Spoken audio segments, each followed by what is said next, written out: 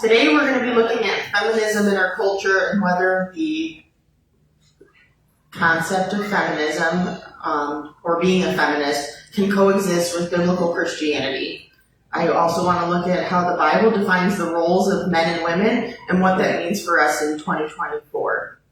And I'll be honest, I'm not someone who would consider myself or describe myself as a feminist, so maybe I'm coming at this with some early bias, and that usually surprises people because for some reason they think since I'm a lawyer that by nature means I'm going to be a feminist and I'm type A, but I don't align with the feminist views of our culture, and I believe that those views are not supported biblically either. So let's look at the history of feminism, and that really begins with like Susan B. Anthony and the suffragettes seeking voting rights and property rights for women. And that's all great, right? Yeah.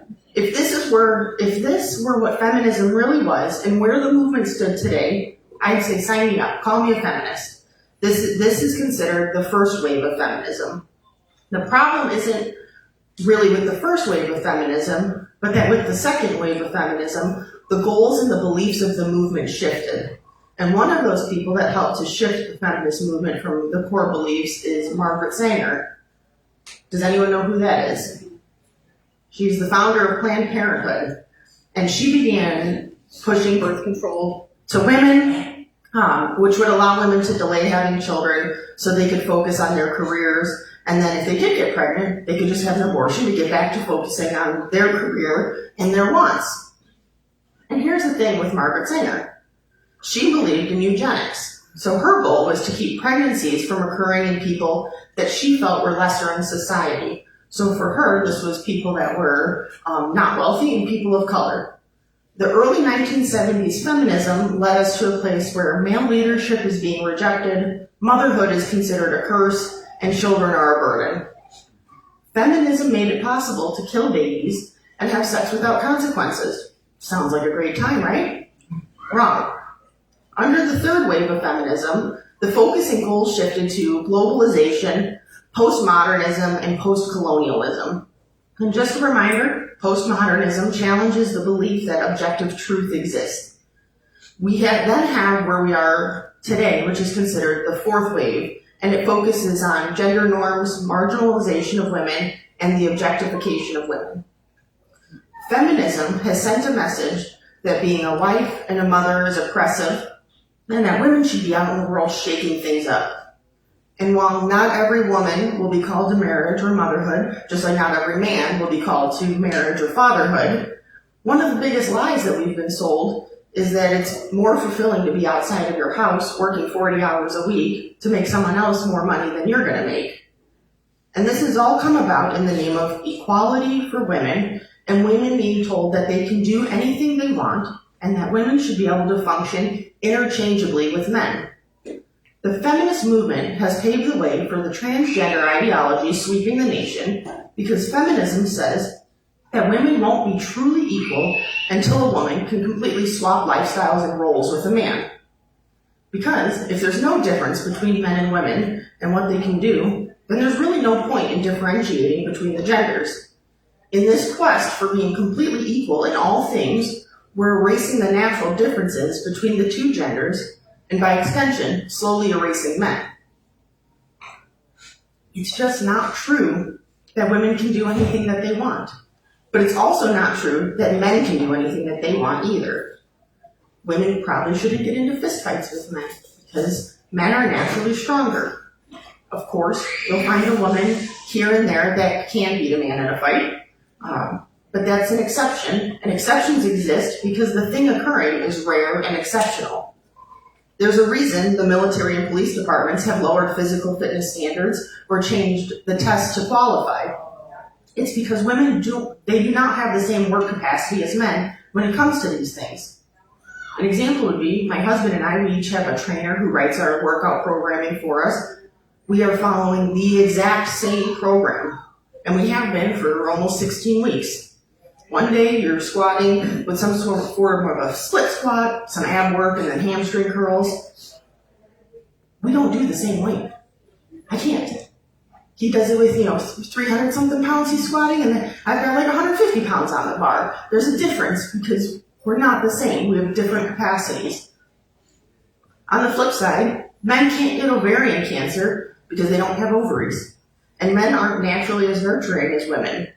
All of these are examples to highlight the differences between men and women, and we could go on and on, but at some point, you'd almost start to consider that the creator of the universe may have designed men and women for different roles.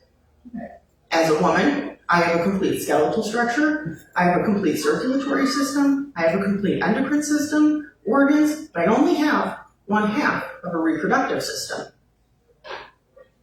How does women fitting into men's spaces impact men? There's been no male counterpart to feminism. Women were told to move into male-dominated fields, and men were told to back off. We now have more women than men going to college and obtaining college degrees. Boys are told to be quiet, not to move, don't compete, and get in touch with your feelings. They're told to be more like girls. Men haven't been told to cultivate their masculinity. They've been told that their masculinity is toxic. Think about who young boys spend most of their time with. They're with mom or other female caregivers, and if the young boy's in daycare, then they're likely being cared for by a woman, and when they get to school, most teachers are still female. So boys are lacking a strong male role model to model that biblical masculinity in their lives. And as the church, men within the church should be stepping up and acting as positive male role models, especially when we have single moms coming through the doors, or engaging in discipleship with the dads in the church to help ensure biblical manhood and masculinity is being instilled in young boys, and that fathers have an ability to go to someone who's already been through it and have that type of discipleship with each other. So we have a culture that tells us women should be interchangeable with men, and that anything less than that is oppressive. Feminism in 2024 has a strong focus on abortion as healthcare and women fitting into men's spaces. So let's look at what the Bible has to say and what God has to say about these different gender roles. Genesis 1:27 tells us that God created man in his own image. In the image of God, he created him. Male and female, he created them. Men and women were created by God, and we're told in that verse that both men and women are created in the image of God. God created man and woman to be equal in value, but to have different roles. And you'll also hear a lot of people critique the Bible saying it's oppressive towards women. And for something like that, I want to ask that person to articulate what they find to be oppressive so you can narrow in and tailor your answer.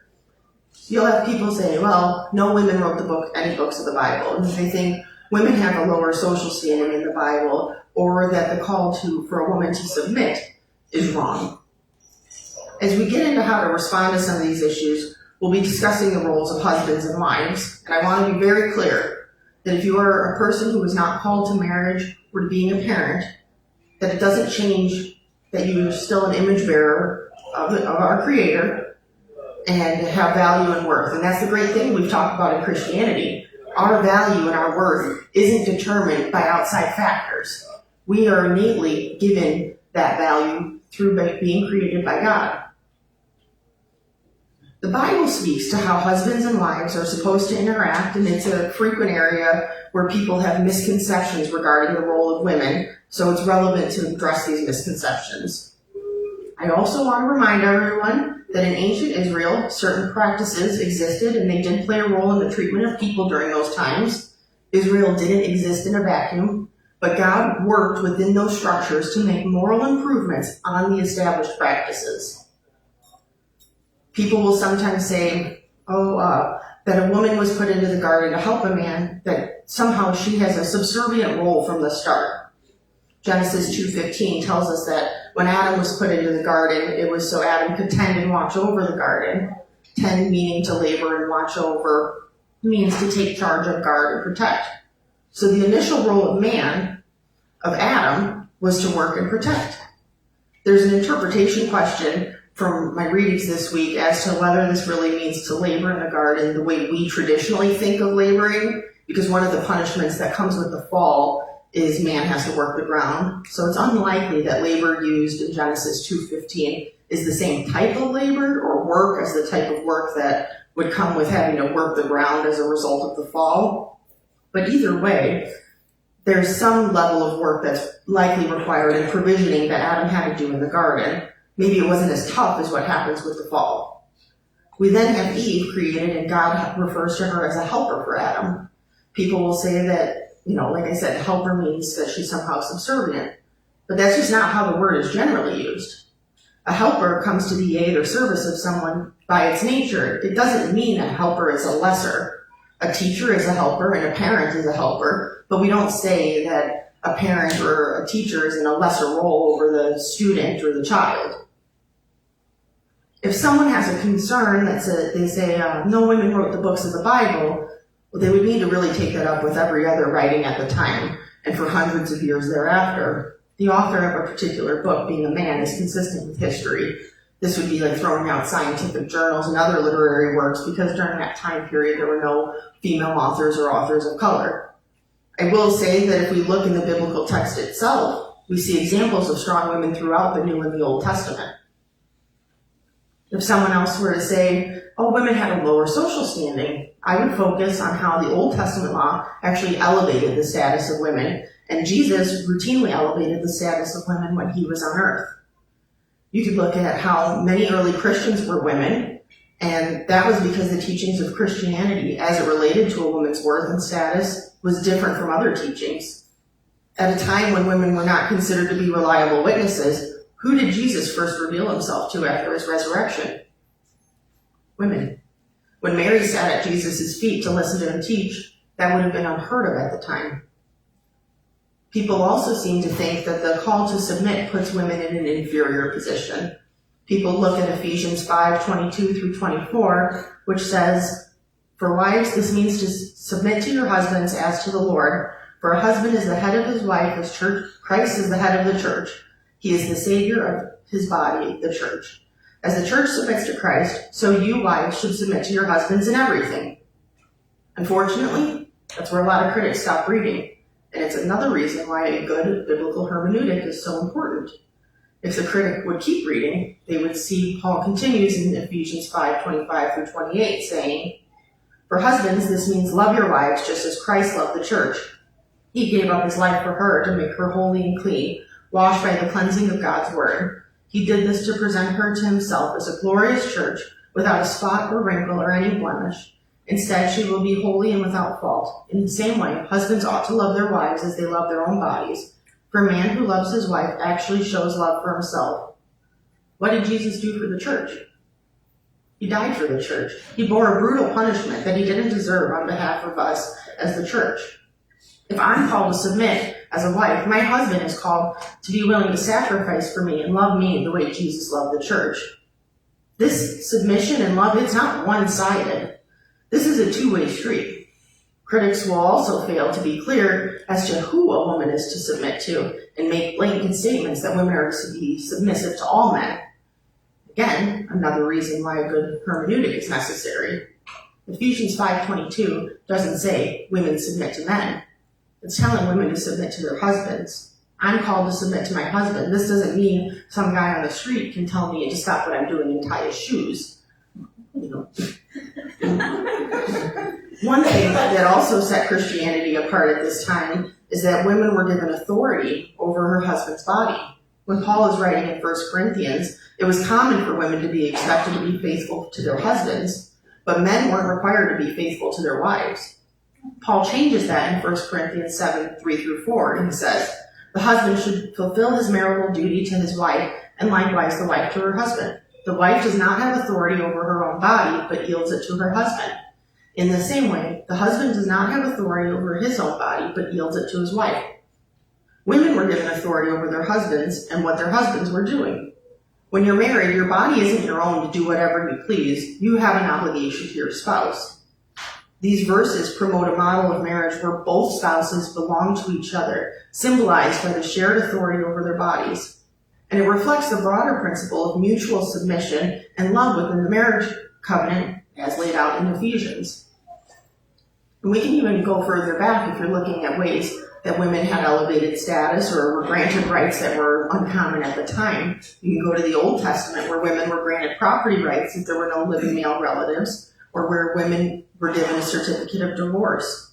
Now, the certificate of divorce might not sound important given the nature of our culture and how prominent divorce is, but it meant that the former husband couldn't show back up at her parents' doorstep and demand that she come back with him. It freed her from the obligation. The Bible records the good and the bad. And just because there are instances of mistreatment or things maybe not being as favorable to women doesn't mean God gave his stamp of approval on that circumstance. The fact that the Bible does record the good and the bad is one of the reasons that we can trust what's contained therein. Modern feminism and what the goals of the movement are oppose biblical principles as it relates to the roles of women and the sanctity of life, and it preys on Christians' misunderstanding of the biblical text to convince women and men that the Bible somehow treats women as less than. As Christians, our value and worth is determined by God and the fact that we are image bearers of him. There's nothing we can do to change or diminish that value. If you're a human being, you're valuable because you've been created by God. In the Bible, we have women who prophesied, they were judges, they saved Israel as an Esther, they funded ministry movements, they saw the risen Christ, they were taught by Jesus, Jesus spoke directly to them, and so much more. When someone says Christianity is oppressive towards women, they're looking at people who play Jesus poorly, and not the teachings of the Bible, because the Bible from Genesis on demonstrates the value of women and that women have a place within God's kingdom. We'll open it up for questions if anyone has anything you want to talk about on this topic.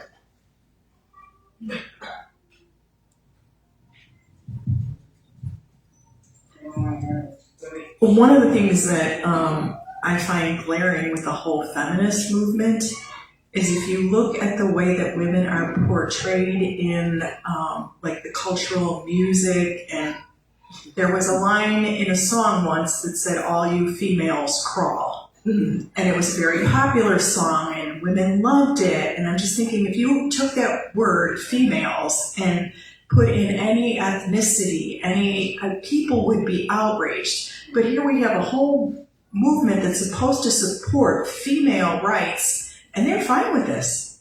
But I think that song, that's the edited version. They actually call women a different name, a name for a female dog. Right. So it's even worse. And yeah, that's so true. We do have a culture that, we also have it where feminism, they say, oh, do what you want, get equal. But then if you choose to be a homemaker and a mother, they're like, you're not doing it right. You're not doing feminism right. That's not an option.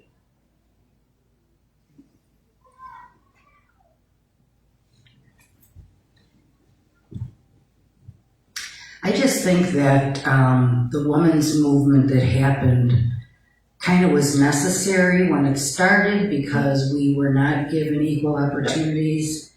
But I do believe that now it's just gone overboard, because men are losing their masculinity or feeling less masculine just because they're berated or made to feel like they're less. Greg Scott. Just picking up on your point about God's direction to men about women. The onus is on us men to honor and be sacrificial for our wives, for our daughters, for our family members. And that's a big responsibility that they put on men. And it's an honor for women that men would do that. Right. Yeah, I'll tell you what, if there's something going bump in the night, it's not me that's getting out of bed. That's your job. You know what's interesting is I have found that older men have more respect for women. Just holding doors open, for instance, or, saying excuse me and stuff like that. The younger men aren't taught that anymore. I've walked into a store and the kid's been in front of me and he slams the door in my face, or I might have packages and he won't hold the door open for me. But if it's an older man does, so it's just that the younger guys aren't taught that anymore, and it's really kind of sad. Oh yeah, no, absolutely. I'm always surprised sometimes when someone holds the door anymore. Yeah. That's actually an interesting point. The young men aren't being taught that because the young women don't actually want that service done to them. They feel like, a man is here to take care of me because I can't open up the door myself. And in reality, we're trying to extend a privilege. We honor the women. When it comes to young men not being taught masculinity or not embracing masculinity, traditionally those would be weak men. And I think the converse is actually true when it comes to women, not the converse, but the same is true when it comes to women who aren't fulfilling their roles in being, generally the homemaker or the child bearer or, that sort of thing. That actually kind of goes towards the weak women. A weak woman wants to be like a man in a sense. And if I were to say that out in society, I'd probably get stoned to death.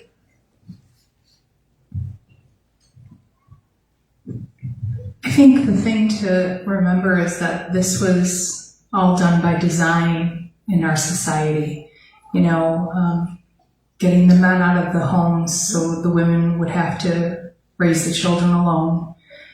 Making sure that both parents had to work just to provide a simple life, not even an extravagant one. Isolating the children so that the government could raise them with a terrible public education system.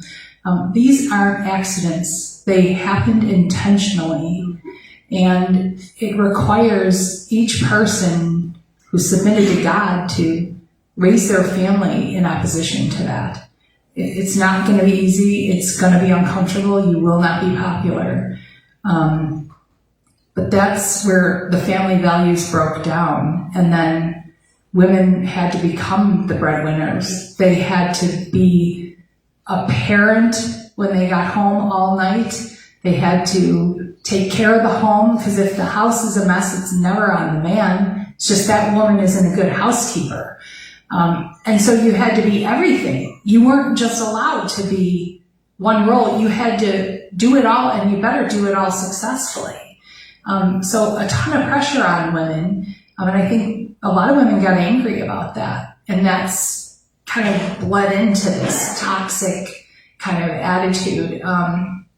I'll just confess there was a period of time when I felt like, well, I don't have to be a godly wife because I didn't marry a godly man. I married a non-believer, which is my fault, and I take full responsibility for it. But the Holy Spirit convicted me that, no, you belong to me, and you will be a godly wife to this man, regardless of his behavior. Right. And so I did. I submitted to that. And I don't regret that submission, regardless of how it all ended. We're called to a higher standard as believers, and we have to fight against the culture that says you deserve this way of life or whatever. Sorry. When you've got, I actually was listening to something from Candace Cameron Bure, DJ from Full House, or she's on a lot of the Hallmark movies, and you'll be seeing her if you watch the Hallmark Channel over the next month. But she said this kind of the same thing around that I didn't realize her husband wasn't, maybe he was like a, believer in name only sort of thing when they got married. Or not at all? He was like, don't talk to me. Yeah, so, and she said that, she's like, I'm not going to be able to change him, but I can change myself. And she talked about, like, praying, make me the Proverbs 31 wife, make me into the godly wife that I'm supposed to be, and feeling like that helped to bring him along, which is like, I'm doing what I'm supposed to do. Like, I can only control what I can control. Is he a believer now? Yes. Yeah. To expand a little on what Greg was saying, I think a lot of these younger men today don't have any concept of chivalry, right? Because there was no man in the house. Well, you got 1 in 4 kids don't have a father in the home. Right, and women today, younger women today, and I can't even say younger anymore because it does apply to like my generation at times. it's this whole, I'm independent, I can do what I want, I don't need no man, I don't, like that whole mentality, and no, you do. Like, I was raised as a female, obviously. You learn to take care of yourself until there's a man there to take care of you. And then you step back, you take on your role, and you let him be a man. And that's where I think it's the breakdown of the nuclear family is going to be the ultimate break. It's what's going to tear everything apart, because a man brings something to the table, a woman brings something to the table. And if that child doesn't have a good, sometimes, things break down, right? But if there's not one of each coming to the table, and even if it's like in an aunt or, an uncle or some solid role model for that child, it's just going to keep going. It's going to be a generational thing, which is what we're starting to see now. It's just a generational breakdown. And it started over 100 years ago with the Industrial Revolution. From the things I was reading as I prepared this week, the Industrial Revolution brought dad out of the house instead of working the family farm and doing things as a family unit to provide for each other. The dad leaves. Work is not in the home anymore. He has to go find the work. So the dad's out of the house. Well, now you're only with mom as the child. So dad's working 40, 60 plus hours a week, and he's not there to instill some of these principles in the children. Prior to the Industrial Revolution, everything I read was dad functioned very similarly to mom in caring for the children. Marcia? I'm going to give you some hope. Ever since I've had a hard time walking, and if I'm not using this, or if I have a cane, it's amazing how many young people, now it's always amazing how many older people, but whoever said that earlier, they do understand more. But young people, like in their 20s probably more than anything, will help me. One time I was walking into Walmart and his girlfriend took one arm and he took the other arm, and they guided me in. I was amazed. And then I always say, your parents raised a gentleman. I used to say your mother does, but maybe there was actually two parents in that house, and that's why they're that way. And then I have a lot of Hispanics that are at where I live, and I think that they have a lot of respect for the older people in their family. And I think the kids grow up being respectful, opening the door for grandma or Aunt Susan or whatever, And so there is hope in this world that there are still people that are loving and kind like that. Good. Before I came to Christ, my marriage was a mess because I was one of those women that didn't need a man, okay? But when I got the Lord, when I didn't have the Lord, we were separated twice for a year at a time. And it's because I didn't respect him, and I don't know, I probably emasculated him, if that's even a word. But when I found Jesus, I knew that I had to submit, and it was really hard, but I learned to do it. And our lives got good, and we were married 40 years. And so Jesus' way is always the right way, right?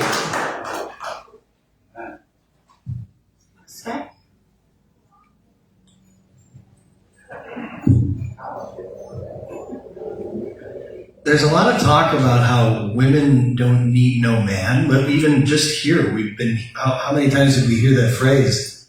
We need you too. We would be absolute barbarians without you guys.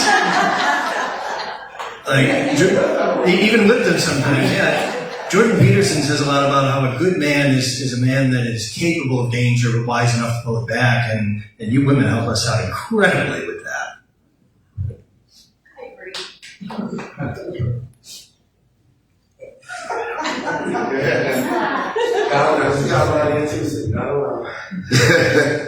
Yeah, I tied on what Scott said. I saw this quote that once said that every man needs a good woman in his life, even if she's just his friend, because a good woman adds value to a man's life. And you know, you saw that even in the Bible, many times great men had women behind them. And even Paul, he said it in 1 Corinthians, he's like, you know, it's nice to have a woman with you, especially if you're saved. Ms. Nancy?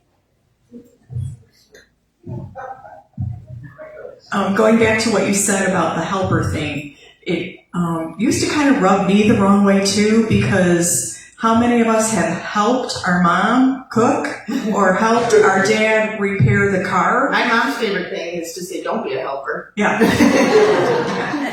And you get that idea in your head, but then I remember reading a book where it talked about the word helper that's used of woman is the same word that's used of God when David said, God is my helper. And that puts it in a whole different perspective. Yeah, absolutely. I mean, I went to a Catholic college, and so we had to take a theology class, and one of the things they talked about there was the importance of noting that Eve is created from the rib. She's not taken from the head. She's not taken from the foot. She's created out of the rib to show that there's not a subservient role to, or she's not over authority either. That it's, you know, a complementary role that they play. And then Kessler?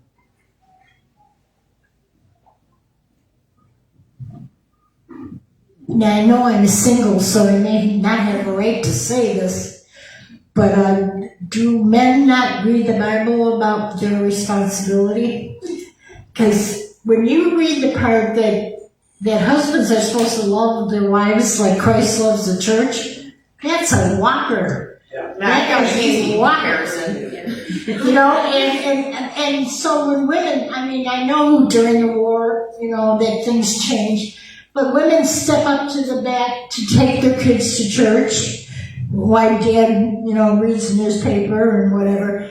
And I'm not picking on men, trust me, I know there's a lot of women that fall short too, but it just seems through the generations that men don't, that part that's for them, they kind of jump over and say, but you need to submit to me.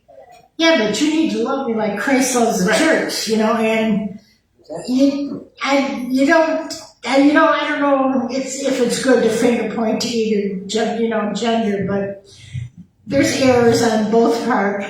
And maybe if, I've always thought this, so let me see if I can get it out clear.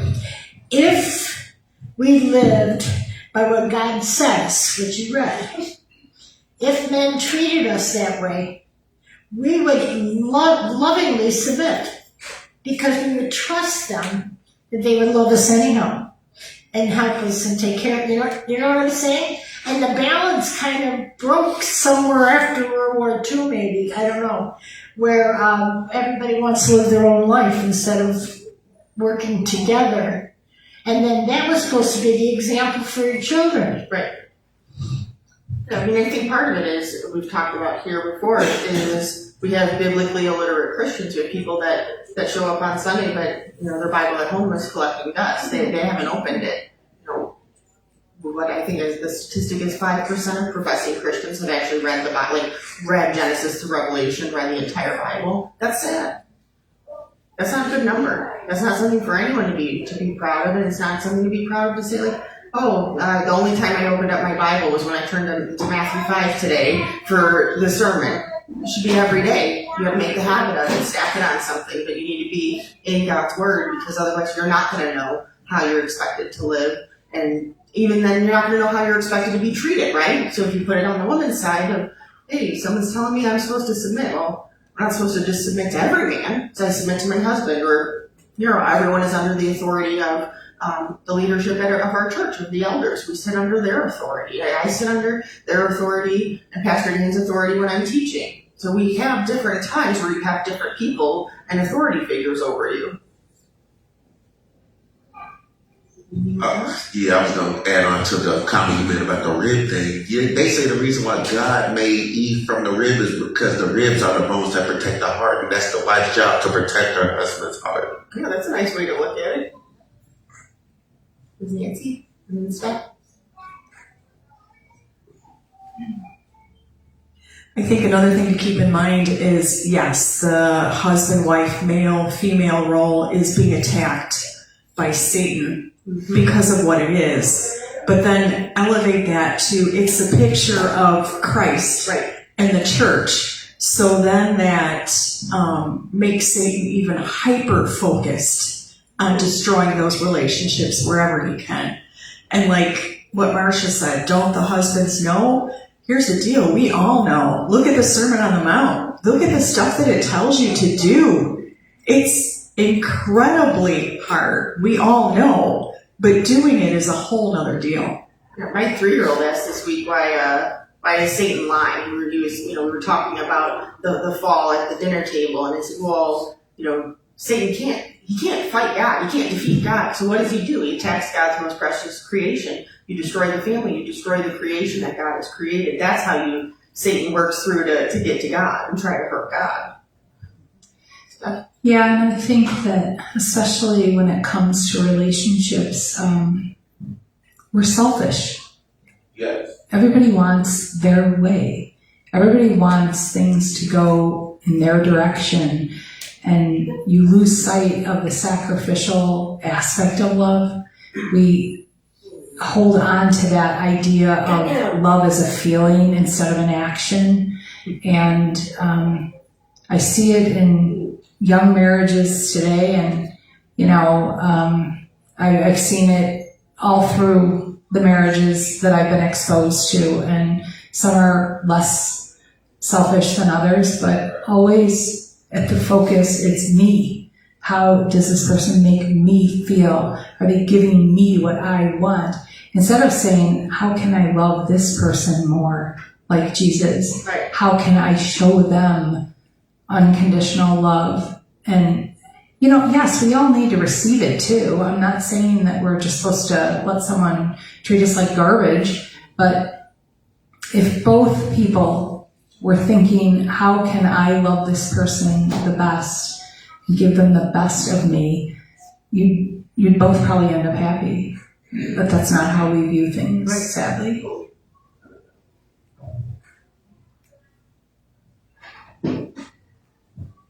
We're all broken people, sinful people, and we are hopefully living our lives to become more like Jesus every day. But I think about love as 1 Corinthians 13. If we could just put our name in there, instead of love is patient, love is kind, you say Irene is patient, Irene is kind. And if we tried to live up to those standards, as Christians, we would have a big impact on other people. Absolutely.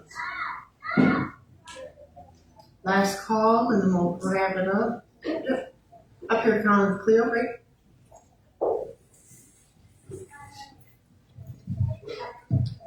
Thank goodness I didn't hold my breath waiting for a feminist to come out against women in sports.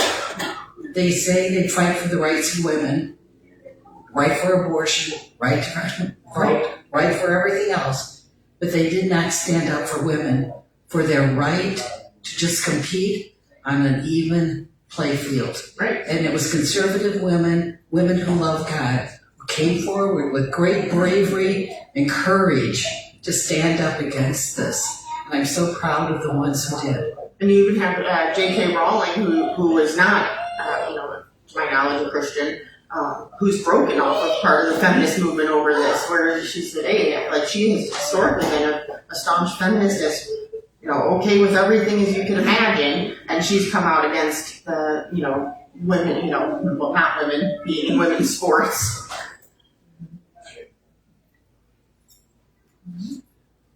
That is it for today. Next month, we're going to be doing the 2 classes. We're going to be showing, we'd had the Man vs. Maker conference in September, and we didn't get to one of the breakout sessions that the group wanted to be able to do. So next month we'll show, it's an hour-long video, so we have to break it up over the 2 weeks. So we'll show the first half of the video when we would do our outpost meeting, and then the next half the next week. So be here, and if you weren't at the conference, that's okay, still be here. and you can get a flavor of what we did do, so that way when we put the conference on again next year with different topics, you'll have some familiarity with the kinds of things that they talk about. Thank you all.